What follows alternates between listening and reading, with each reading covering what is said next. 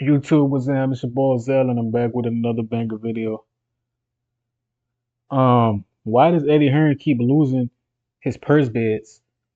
Jaron Ennis might move up. Yeah, man. In case you didn't know, these dudes trying to monopolize the sport, but they not putting on the fights for the people. Eddie Hearn. I'm just gonna rip the cat out the hat. Eddie Hearn has a history of not making big black fighters unify with each other. Anthony Joshua and Deontay. Under him, they did not unify. Boots Ennis and Brian Norman, they didn't unify. And what's the common denominator? Eddie Hearn. So he looking suspect right now. Tank said it best. He a snake. So we have to find out. Well, things are definitely not getting off to a good start when it comes to Jaron Ennis signing with Eddie Hearn, DAZN, and Matchroom. Jaron Ennis and Eddie Hearn, they did try to make the Brian Norman fight, but Brian, he didn't want that fight at all. Of course, Jaron Ennis, he would rather unify the belts against an undefeated champion like Brian Norman rather than defend his title in a rematch against Karin Chukajan. For some strange reason, the IBF, they ordered this fight, and now it goes to purse bid, and Eddie Hearn doesn't even win the purse bid, which is amazing to me when you consider the fact that this is a new fighter that Eddie Hearn just signed. Why would you allow anyone else to promote this fight? Unless Eddie Hearn and Jaron Ennis, they've already planned that they're not going to take this fight and he's going to move up to 154. But if that were the case, why even bid on this fight in the first place? Because Eddie Hearn, he did bid. The winning bid was $2 million. They only outbidded Eddie Hearn by $250,000.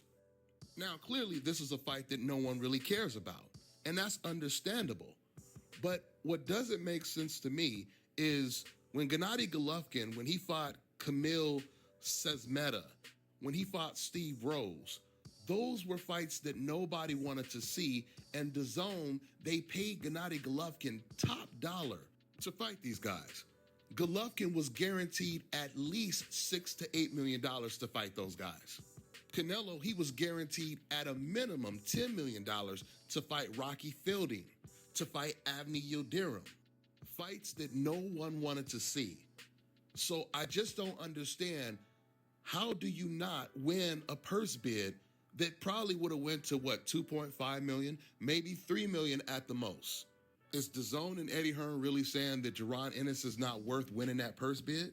When it comes to Golovkin, even though that Camille guy that no one had heard of was supposed to be his mandatory, but they weren't ordering him to fight that guy. It didn't go to a purse bid. This means that if Golovkin wanted to, he could have chose to fight someone else. Golovkin chose that opponent, and DAZN, they accepted it.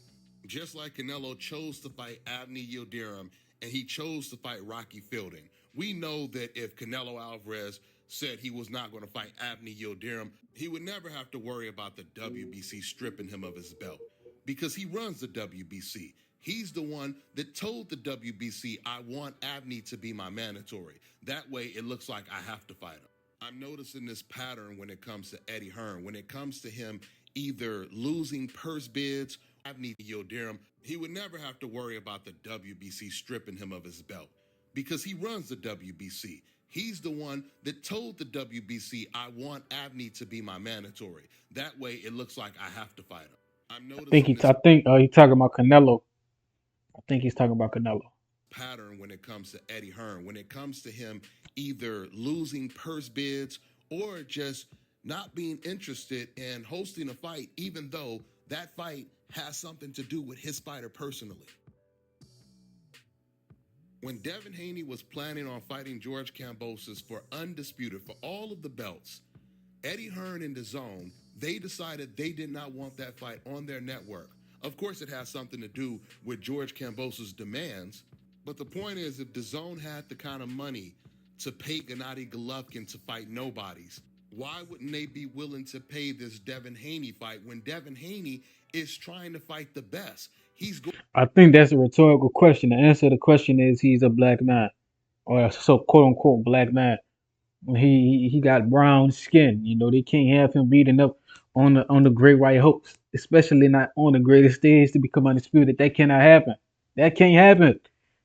That's why he's so hated because he beat Lomachenko on the biggest stage.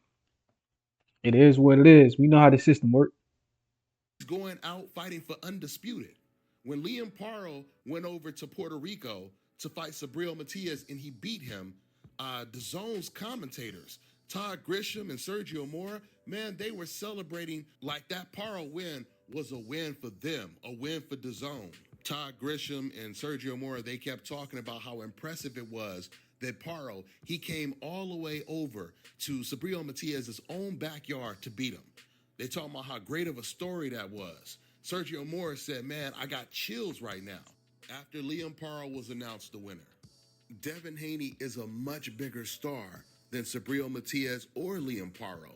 And he was going into someone else's backyard to fight for undisputed, to become the youngest undisputed lightweight champion and the first undisputed lightweight champion since Pernell Whitaker. That fight is way more significant than Gennady Golovkin versus Steve Rose or Kamil Sismeta.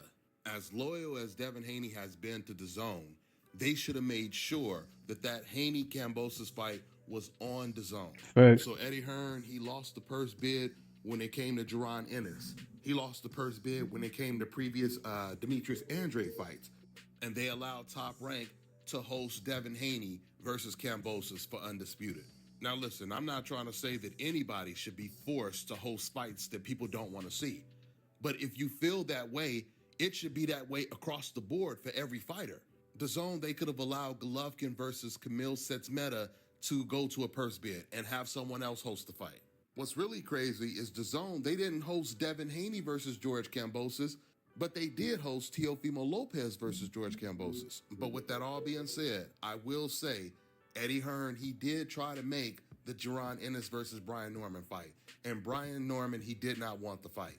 I mean, even now, after we find out that Eddie Hearn lost his purse bid, we see that Brian Norman and his father, they're celebrating that Jaron Ennis lost the purse bid. But they're not celebrating because they want to come back to the negotiating table. And speaking of that, I'm starting to notice another shift.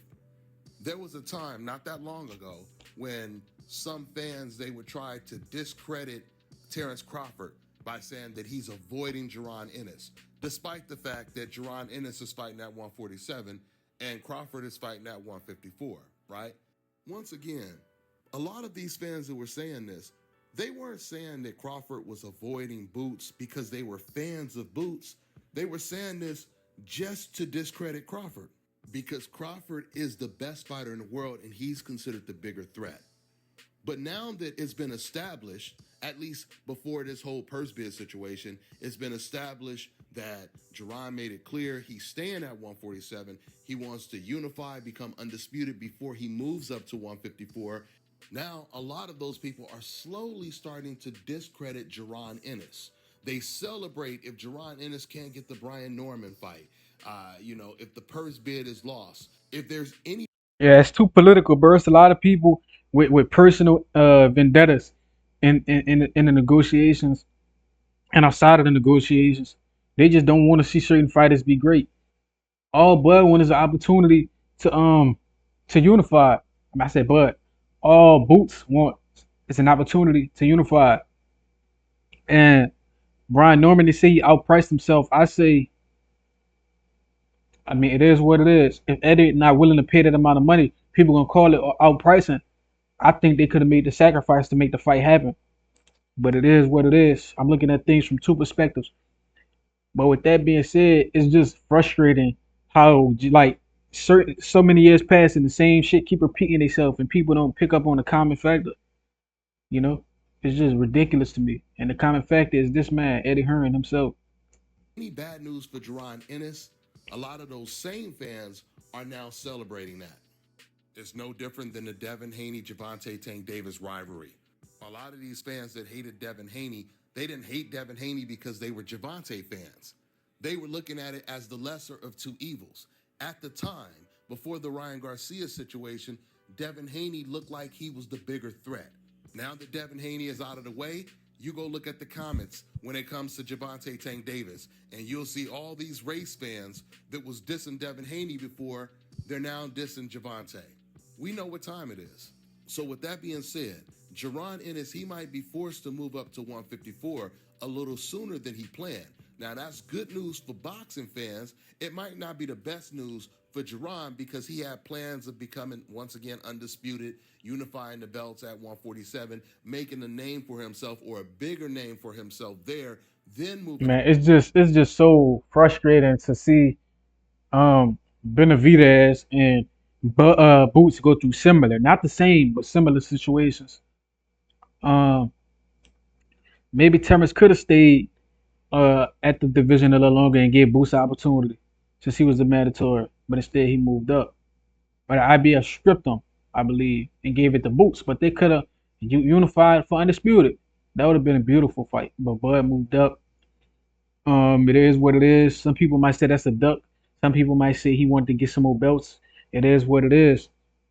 And David Benavidez, Canelo saying he won't fight him. Canelo using any excuse, give me 150, 150 million, 200 million.